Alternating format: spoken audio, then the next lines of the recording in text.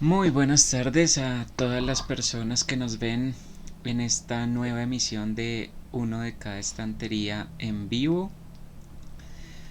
Saludamos como todos los días a nuestra creadora, fundadora y directora Kathleen Arenas. Hola Cata, ¿cómo estás? Hola Iván, ¿cómo estás? Muy buenas tardes a ti y a todas las personas que nos sintonizan, ya sea en vivo a través de nuestro canal de Twitch o en diferido a través de nuestras repeticiones en nuestro canal de YouTube. Una muy feliz tarde para todos, un excelente comienzo de semana. ¿Cómo te encuentras en esta tarde, Iván? Muy bien, muchas gracias. También extiendo el saludo a las personas que nos ven en estos momentos y también a las personas que nos ven a través de las repeticiones. Eh, el día de hoy estamos estrenando música, es cortesía de Harris Heller y Stream Beats. Ujú. La lista de reproducción que están escuchando en este momento la pueden conseguir en Spotify si les parece interesante o si la quieren conocer. Ok, muchísimas gracias por solamente en 2 semanas. Bueno, ya hoy iniciamos nuestra tercera semana y ya creo que todo se ve muy pro, ¿no? Como comenzamos con las pruebas y todo, bueno, pues ahora nos vemos muy sofisticados y como si hubiéramos estado haciendo esto hace mucho tiempo, ¿no? Muchísimas gracias por eso. Así es, y pues esperamos seguir mejorando para que todas las personas que nos ven pues se animen a continuar asistiendo a estas lecturas, a invitar a sus amigos y si se atreven también y si les interesa, ¿por qué no?, a leer con nosotros un día. Aquí son Claro que sí. bienvenidos. Claro que sí, un agradecimiento muy especial, ya que lo menciona, a las personas que nos siguen en nuestras redes sociales. Gracias por los comentarios en YouTube, gracias por las respuestas que le dan a nuestras historias de Instagram. Es muy gratificante saber que que están ahí escuchándonos y nada, pues aquí seguiremos y sí. Efectivamente, la invitación está abierta por si se animan también unas tardes de estas a leer con nosotros. Y hablando de lecturas, cuéntanos, Iván, ¿qué tenemos para el día de hoy? Bueno, para hoy traigo un cuento muy cortico, la verdad. Es un cuento muy sencillo en su extensión, más no en su contenido. Parece un Ujú. cuento eh, muy interesante, pues, por muchos motivos. El cuento se llama Las ruinas circulares, de Jorge Luis Borges, y se consigue en el libro Ficciones, del mismo autor, por si les interesa conocerlo. Yo conocí este cuento cuando estaba en el colegio, de nuevo recurriendo a los libros del plan lector. Sí. Este fue un libro que tuve que leer cuando estaba en el colegio, en los inicios del bachillerato. No recuerdo muy bien en qué año estaba, pero fue inicios de bachillerato. Entonces Ujú. ya no era completamente ni un niño, pero pues igual es un libro bien complejo. Probablemente cuando lo leí la primera vez no logré entender ni la mitad de lo que estaba leyendo, porque si alguna vez han leído a Borges sabrán que es un escritor bastante complejo. Mm, Le gusta mucho la fantasía, le gusta mucho construir historias que parecen verídicas cuando en realidad no lo son. Estoy pensando, por ejemplo, en tres versiones del Quijote, sí, tres versiones de, no, tres Oh, versiones de Judas, creo que se llama, o del Quijote, no recuerdo bien, del una de esas Quijote. dos, del Quijote, eso. Son, Hay, sí, hay son otro de cuento con Judas, pero sí, hay tres versiones del Quijote, que parecen estudios así súper serios y pues todo es invención. Lo mismo, un cuento que también me gusta mucho de ese libro, que es si mal no recuerdo es con el que abre el libro, que es Tlönnuqvar Orbis Tertius. También es una historia que parece una historia real de arqueología y de historia, y pues todo es fantasía. Entonces es un autor que si uno no lo lee con cuidado puede terminar pegándose la enredada del siglo, porque uno no sabe pues en realidad qué es lo que está pasando ahí. Entonces me parece que eso lo hace muy interesante, me parece que eso lo hace un autor muy atractivo. Tal vez no para todo tipo de público, porque pues hay unas historias por ese mismo carácter de que parecen crónicas o parecen noticias de un periódico, o tienen como ese tinte. Algunas personas puede que les parezcan aburridas, a otras personas puede que les parezcan como muy simples, pero pues si uno las lee con cuidadito, creo que les puede sacar muchísimo jugo. Entonces vamos a ver qué tanto jugo le podemos sacar hoy a las ruinas circulares. Ok, perfecto, creo que estamos listos. Bueno, entonces aquí vamos. Okay. Dice, las ruinas circulares. Nadie lo vio desembarcar en la unánime noche. Nadie vio la canoa de bambú sumiéndose en el fango sagrado.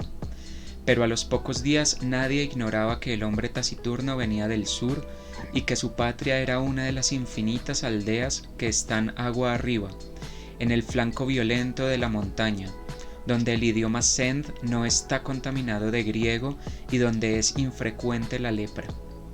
Lo cierto es que el hombre gris besó el fango, repechó la ribera sin apartar, probablemente sin sentir, las cortaderas que le dilaceraban las carnes, y se arrastró, mareado y ensangrentado, hasta el recinto circular que corona un tigre o caballo de piedra que tuvo alguna vez el color del fuego y ahora el de la ceniza.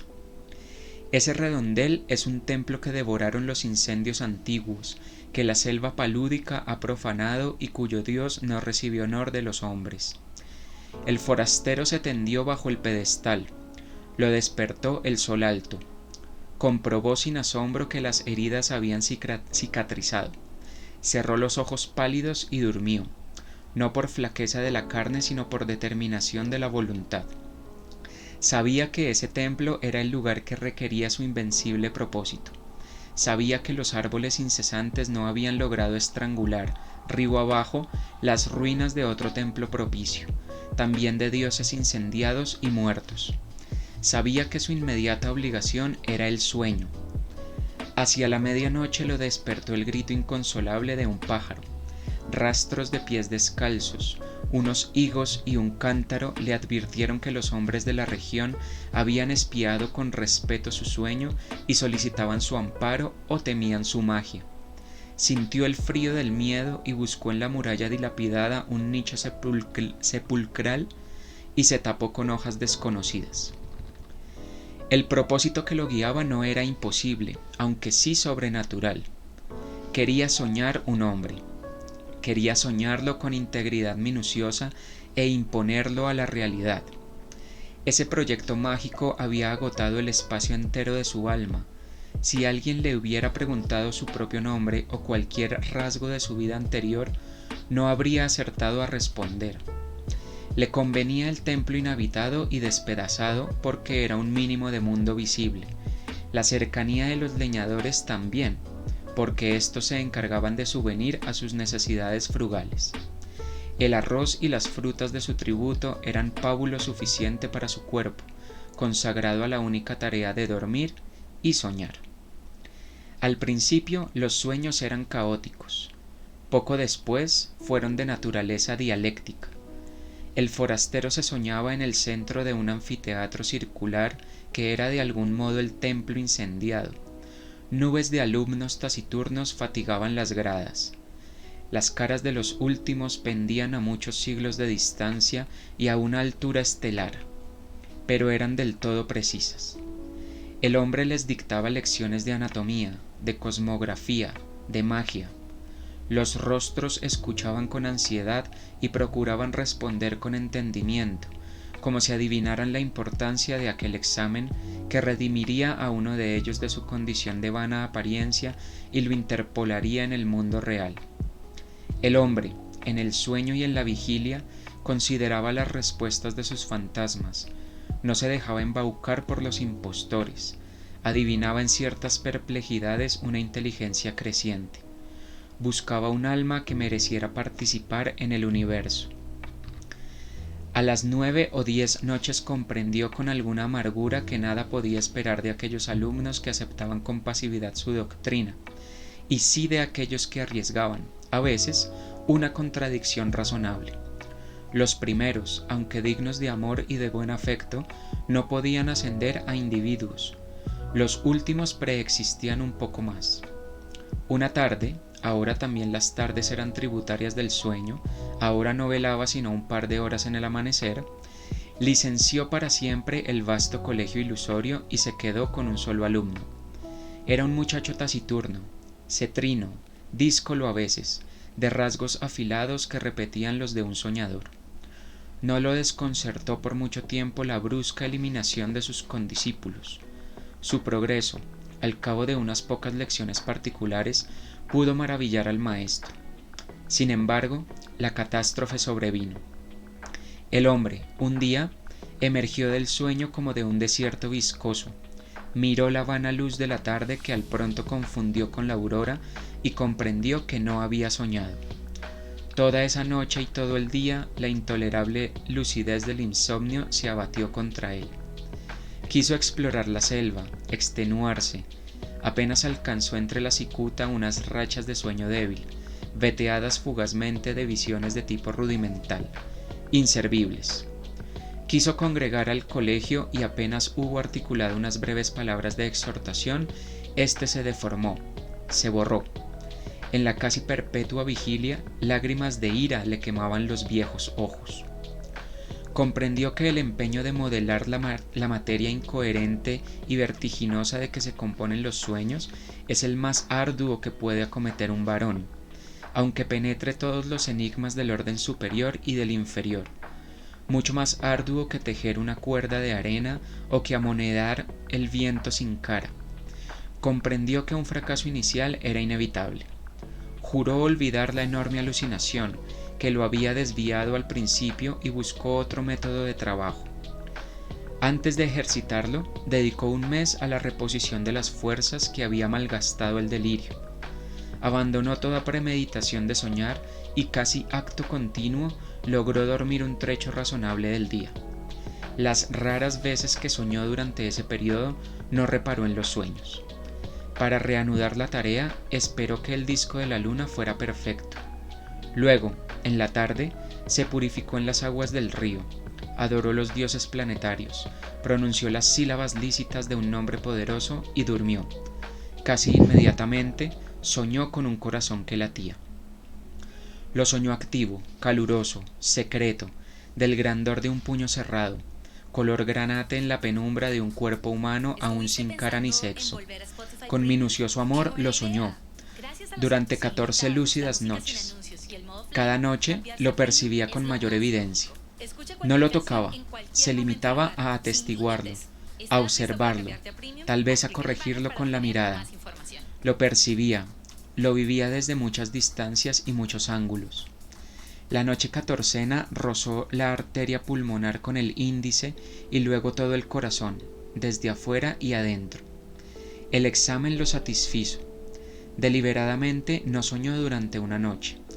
Luego retomó el corazón, invocó el nombre de un planeta y emprendió la visión de otro de los órganos principales. Antes de un año llegó al esqueleto, a los párpados. El pelo innumerable fue tal vez la tarea más difícil. Soñó un hombre íntegro, un mancebo, pero éste no se incorporaba ni hablaba ni podía abrir los ojos. Noche tras noche el hombre lo soñaba dormido. En las cosmogonías gnósticas, los demiurgos amasan un rojo Adán que no logra ponerse de pie. Tan inhábil y rudo y elemental como ese Adán de polvo era el Adán de sueño que las noches del mago habían fabricado. Una tarde, el hombre casi destruyó toda su obra, pero se arrepintió. Más le hubiera valido destruirla. Agotados los votos a los númenes de la tierra y del río, se arrojó a los pies de la efigie que tal vez era un tigre o tal vez un potro, e imploró su desconocido socorro. Ese crepúsculo soñó con la estatua. La soñó viva, trémula. No era un atroz bastardo de tigre y potro, sino a la vez esas dos criaturas vehementes y también un toro, una rosa, una tempestad. Ese múltiple dios le reveló que su nombre terrenal era Fuego, que en el templo circular y en otros iguales le habían rendido sacrificios y culto y que mágicamente animaría al fantasma soñado, de suerte que todas las criaturas, excepto el fuego mismo y el soñador, lo pensaran un hombre de carne y hueso. Le ordenó que una vez instruido en los ritos lo enviaría al otro templo despedazado cuyas pirámides persisten aguas abajo, para que alguna voz lo glorificara en aquel edificio desierto. En el sueño del hombre que soñaba, el soñado se despertó. El mago ejecutó esas órdenes, consagró un plazo que finalmente abarcó 2 años a descubrirle los arcanos del universo y del culto del fuego. Íntimamente le dolía apartarse de él. Con el pretexto de la necesidad pedagógica, dilataba cada día las horas dedicadas al sueño. También rehizo el hombro derecho, acaso deficiente. A veces lo inquietaba una impresión de que ya todo eso había acontecido. En general, sus días eran felices. Al cerrar los ojos pensaba, ahora estaré con mi hijo, o, más raramente, el hijo que he engendrado me espera y no existirá si no voy. Gradualmente lo fue acostumbrando a la realidad. Una vez le ordenó que embanderara una cumbre lejana. Al otro día flameaba la bandera en la cumbre. Ensayó otros experimentos análogos, cada vez más audaces. Comprendió, con cierta amargura, que su hijo estaba listo para nacer y tal vez impaciente. Esa noche lo besó por primera vez y lo envió al otro templo cuyos despojos blanqueaban río abajo, a muchas leguas de inextricable selva y de ciénaga. Antes, para que no supiera nunca que era un fantasma, para que se creyera un hombre como los otros, le infundió el olvido total de sus años de aprendizaje. Su victoria y su paz quedaron empañadas de hastío. En los crepúsculos de la tarde y del alba se prosternaba ante la figura de piedra, tal vez imaginando que su hijo irreal ejecutaba idénticos ritos en otras ruinas circulares, aguas abajo. De noche no soñaba, o soñaba como lo hacen todos los hombres. Percibía con cierta palidez los sonidos y formas del universo. El hijo ausente se nutría de esas disminuciones de su alma. El propósito de su vida estaba colmado. El hombre persistió en una suerte de éxtasis. Al cabo de un tiempo que ciertos narradores de su historia prefieren computar en años y otros en lustros, lo despertaron 2 remeros a medianoche. No pudo ver sus caras, pero le hablaron de un hombre mágico en un templo del norte, capaz de hollar el fuego y de no quemarse. El mago recordó bruscamente las palabras del dios. Recordó que de todas las criaturas que componen el orbe, el fuego era la única que sabía que su hijo era un fantasma. Ese recuerdo, apaciguador al principio, acabó por atormentarlo. Temió que su hijo meditara en ese privilegio anormal y descubriera de algún modo su condición de mero simulacro. No ser un hombre, ser la proyección del sueño de otro hombre.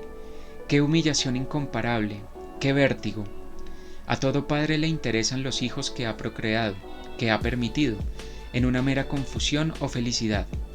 Es natural que el mago temiera por el porvenir de aquel hijo, pensado entraña por entraña y rasgo por rasgo en 1001 noches secretas. El término de sus cavilaciones fue brusco, pero lo prometieron algunos signos.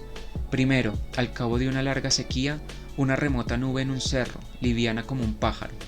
Luego, hacia el sur, el cielo que tenía el color rosado de la encía de los leopardos. Luego las humaredas que derrumbaron el metal de las noches. Después la fuga pánica de las bestias. Porque se repitió lo acontecido hace muchos siglos. Las ruinas del santuario del dios del fuego fueron destruidas por el fuego.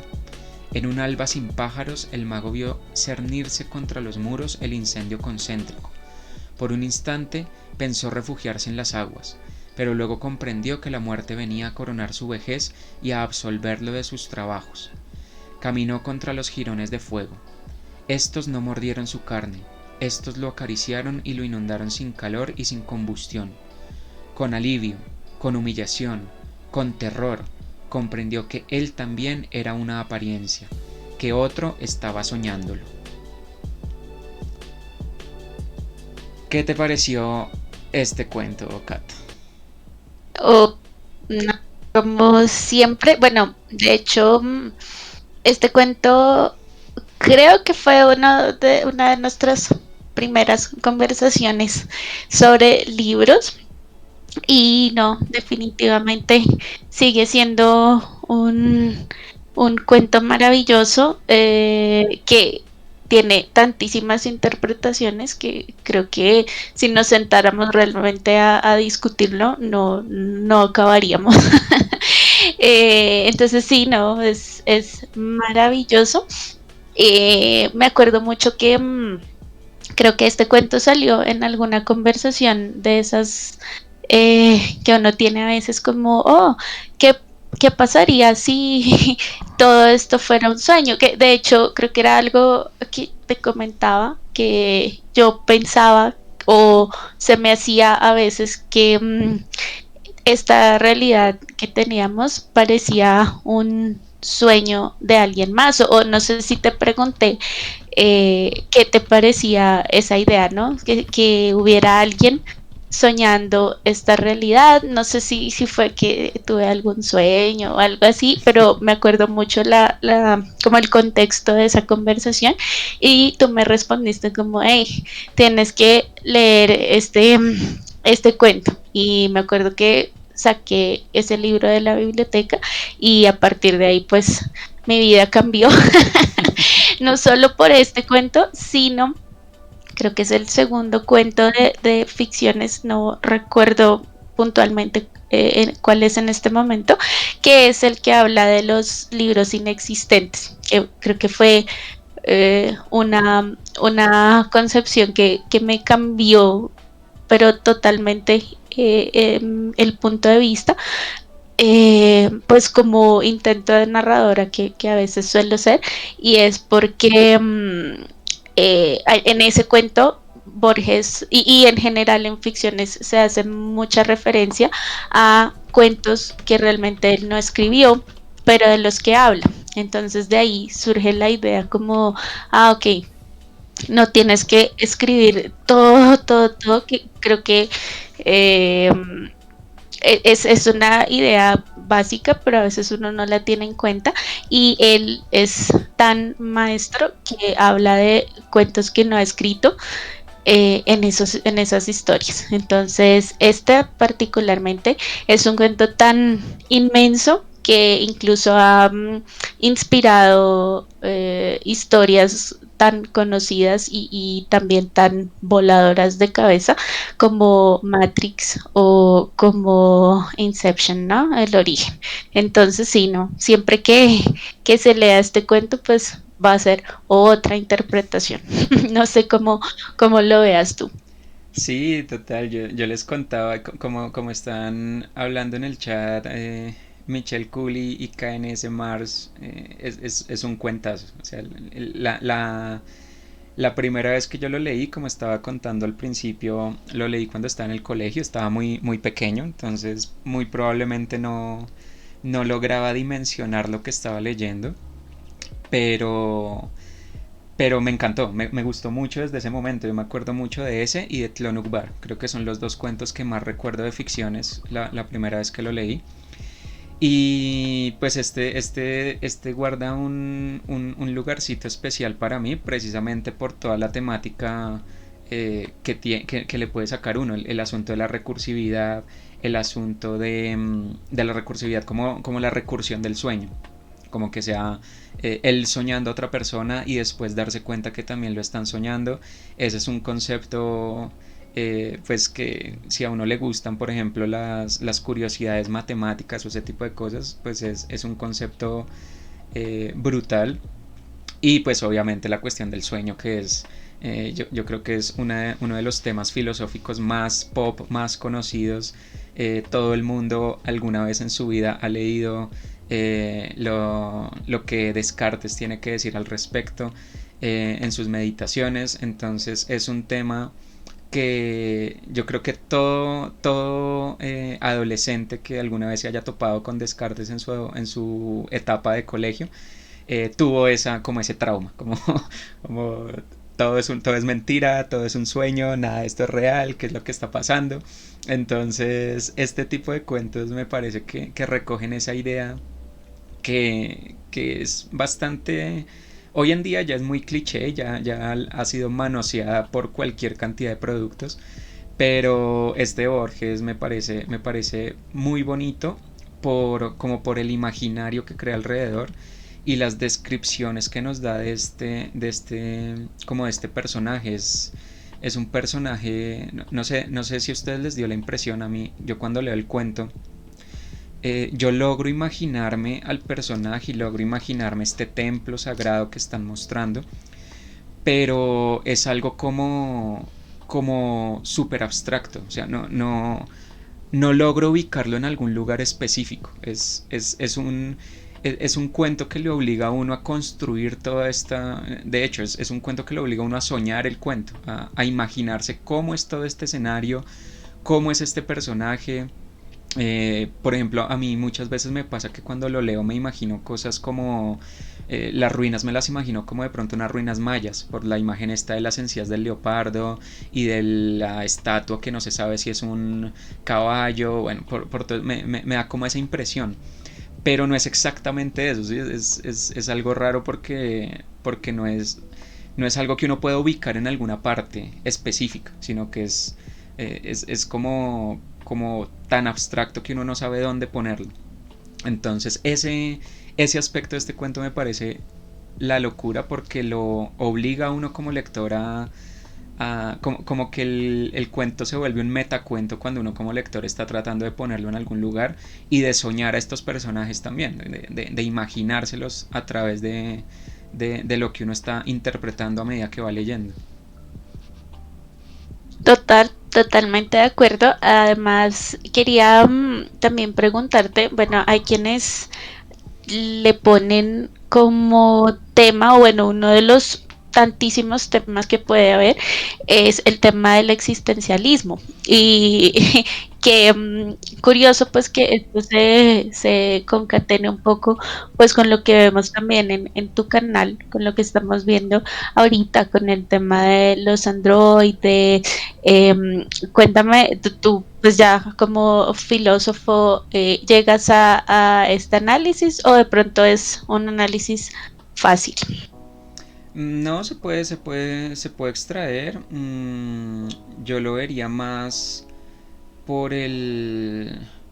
Sí, es que entra de nuevo el asunto de la recursividad. Y es que lo que habíamos estado hablando sobre el existencialismo básicamente niega, bueno, el existencialismo sartreano, ¿no? Porque pues hay muchas otras cosas ahí.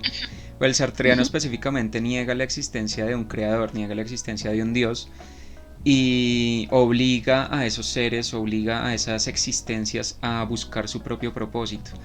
Aquí no queda del todo claro que no haya un creador porque tenemos un Ouroboros en juego en el relato. El Ouroboros es esta serpiente que se muerde la cola a sí misma y tenemos un creador que habla con el dios, el fuego, que le dice pues que el único que va a saber que lo que él está creando es un fantasma, va a ser él mismo y el fuego, y después nos encontramos con que ese creador ese creador también fue creado por otro soñador que no sabemos quién es, y ahí llegamos a la recursividad. Es una paradoja.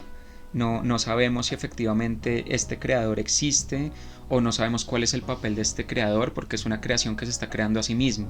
Yo lo veo más como una litografía de MC Escher, esta litografía de la mano dibujándose a sí misma. Así yo me imagino a este creador. Entonces parecen estar más atrapados en un eterno retorno nietzscheano que en un existencialismo sartreano. Y sí, no, es un creador sin origen.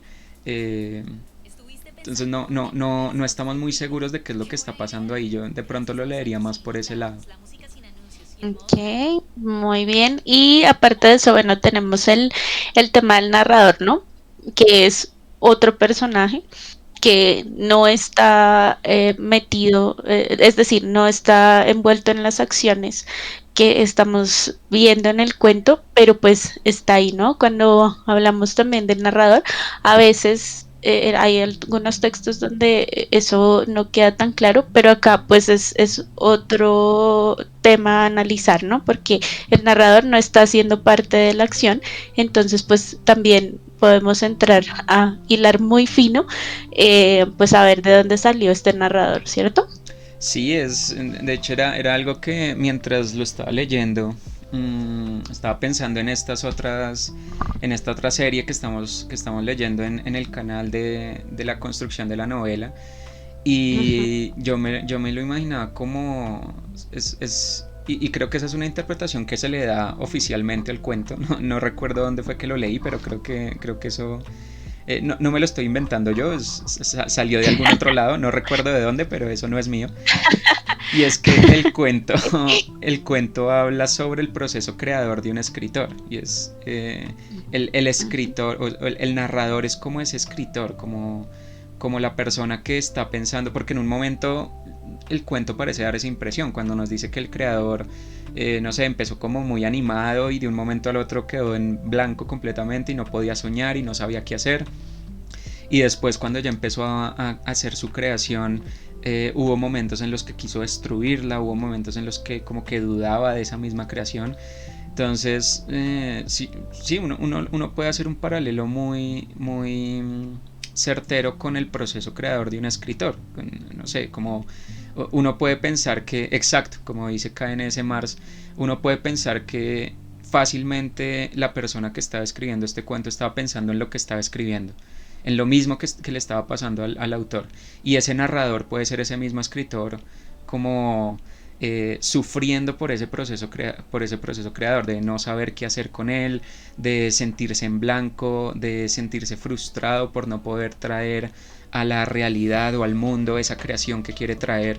Entonces, si uno se casa con esa interpretación o le da sentido a esa interpretación, yo creo que podríamos tratar de explorar al narrador por ese lado, como ese creador, ese escritor que está escribiendo un cuento y dentro del mismo cuento empieza a meterla como el proceso que tuvo que llevar a cabo para escribirlo. Que si uno lo piensa, pues también entra dentro de la recursividad del mismo cuento. Por eso al principio decía que Borges me parece un escritor tremendamente complejo, porque poder hacer ese tipo de metaficciones, como las llama acá en ese mar, me parece que es una vaina, o sea, no cualquiera hace esa vaina bien hecha. Pudo haber salido un completo desastre en ese cuento y termina siendo una historia muy atractiva, muy interesante. No, además que, por ejemplo, ya hablando de Borges como autor, eh, hay muchos, si vamos a ver de pronto contraportadas, se van a encontrar con muchos textos que dicen como, ah, es que esto lo recomendó Borges, esto lo tenía Borges en su biblioteca y pues uno va a ver y por lo general son materiales de lectura también que sirven muchísimo para el tema de la creación literaria.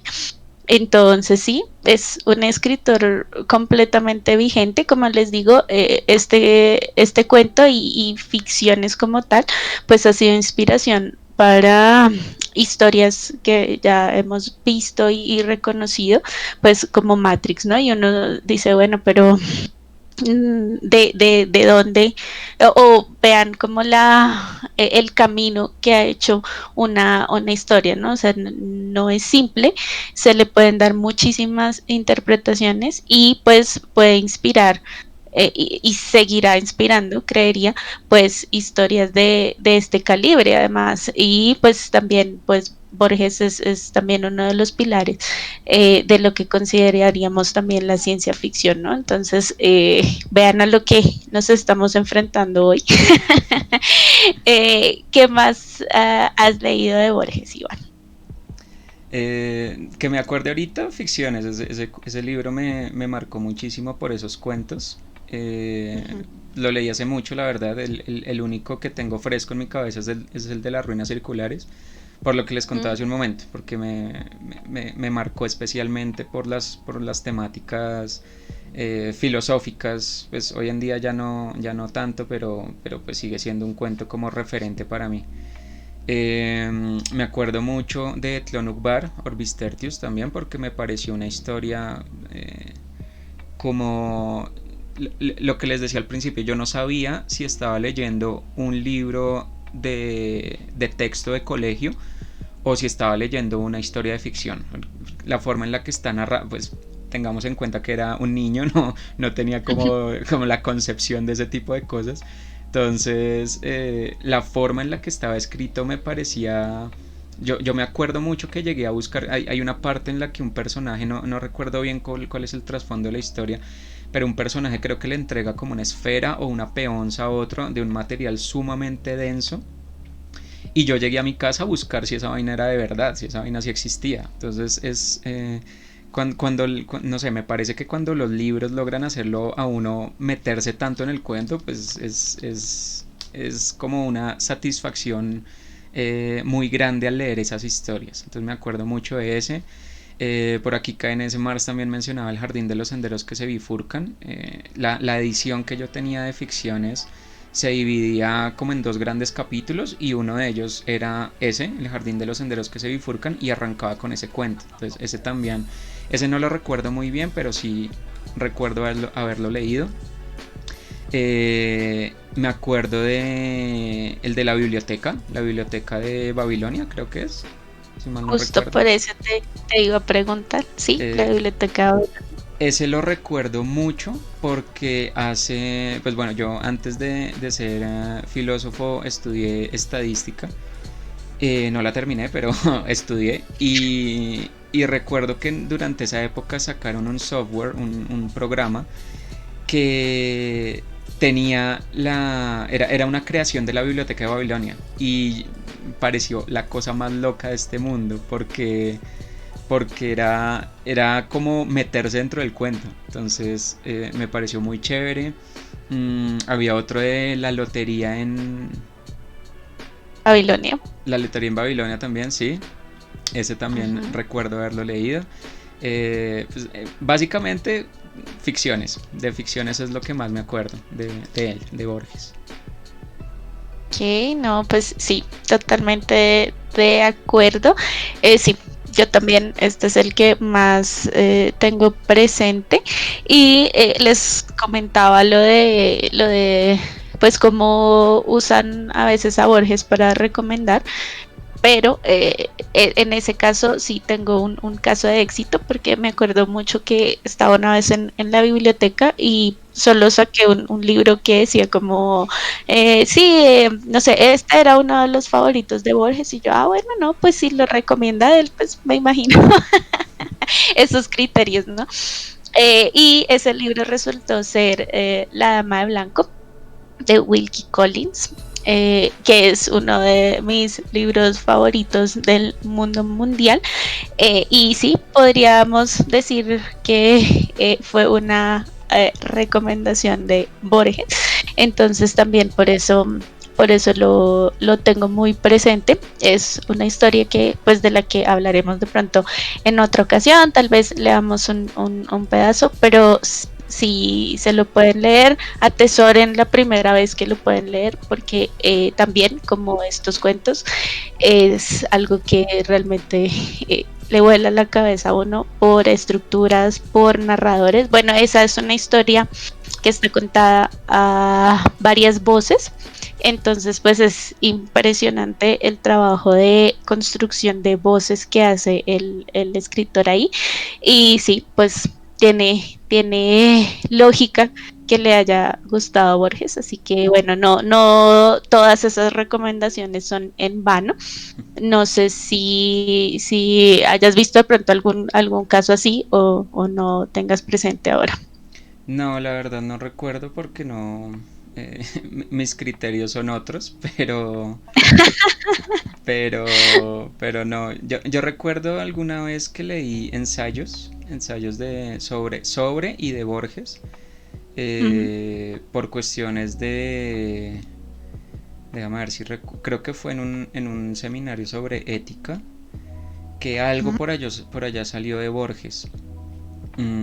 Creo que era un ensayo No, la verdad no recuerdo, les estaría diciendo mentiras y no quiero meter la pata, pero sí recuerdo haber leído ensayos y haber consultado algunas cositas secundarias por Borges, pero están fuera de estas historias de narrativa o de literatura, están más por el lado de los ensayos. Y bueno, entonces la invitación claramente pues a seguir buscando, a seguir encontrando esas lecturas. Recuerden que, bueno, si es un autor al que hay que, no sé si coger con pinzas sea la expresión, si digamos tomarse el tiempo de pronto para explorarlo. Si se pone difícil, pues recuerden que hay lecturas a las que hay que darles tiempo, con las que no hay que rendirse. Entonces sí, no, además que estos cuentos son ficciones, creo que pues no son cuentos tan largos como el que leímos hoy. Entonces no, la invitación es pues para que se den a la tarea de conocerlo, de explorarlo. Si de pronto uno de los cuentos no, como que no le hayan, bueno, ahí hay más. Y pues está toda la obra ensayística, está toda la obra de prosa, de poemas.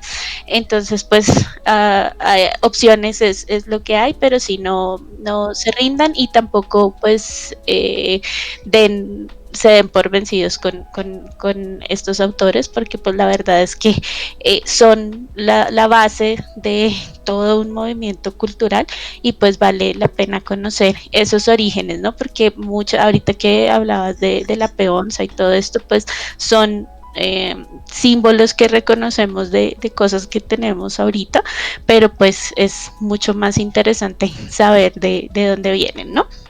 Por supuesto. Bueno, entonces esa es nuestra recomendación del día. Les recordamos, pues aquí en el chat lo han mencionado, pero les recordamos el título del libro en el que aparece el cuento que leímos hoy es Ficciones de Jorge Luis Borges, para que lo busquen si les interesa, si les gustó este cuento o quieren explorar otros cuentos del autor. Aquí en el chat KNS Mars nos ha estado hablando sobre algunos de los cuentos, entonces recomendadísimo para que lo busquen y lo lean. Y nosotros les recordamos que pueden seguir a Uno de Cada Estantería a través de todas sus redes sociales. En YouTube encuentran los videos, estas mismas lecturas con un día de retraso, por si se perdieron alguna, allí las pueden consultar en el canal de Uno de Cada Estantería. En Twitter pueden ver frases escogidas de estas lecturas y de otros textos que hemos estado consultando. En Facebook encuentran la comunidad de Uno de Cada Estantería para que hagan sus preguntas, para que nos den sus opiniones, para que nos den sus propuestas, si tienen alguna propuesta de qué quieren que hagamos, qué quieren que leamos en estos en vivo. Y en Instagram encuentran encuestas referentes a las lecturas que hemos hecho y también preguntitas para que nos ayuden a mejorar cada día este canal. Nosotros los estamos escuchando constantemente y estamos pendientes de sus recomendaciones. Exactamente, y hablando de nuestros invitados, precisamente Connie, que hoy nos acompaña en el chat, pues mañana nos estará acompañando con una lectura. Ahí los mantendremos informados. Si quieren saber cuándo estamos en vivo, pueden seguirnos en Twitch. Bueno, hoy me hicieron caer en cuenta seguir o suscribirse. Es lo mismo, ahí el sistema les envía un correo electrónico para que puedan saber exactamente cuándo iniciamos la sesión y nos puedan acompañar en el chat y también pues en vivo. Entonces mañana los esperamos con una invitada, con otra excelente lectura, así que acompáñennos por favor, estamos pendientes de ustedes. A ti, Iván, muchísimas gracias también por acompañarnos. No sé si quieras decir algo más. No, nada, reiterar las gracias a las personas que nos ven aquí en el vivo, en vivo, perdón, a las personas que nos ven en los videos de YouTube. Y pues nada, mañana los esperamos con una súper invitada para una nueva lectura de uno de cada estantería en vivo. Claro que sí. Nos vemos en las estanterías. Que pasen una muy feliz tarde. Hasta Chao, luego. feliz tarde para todos.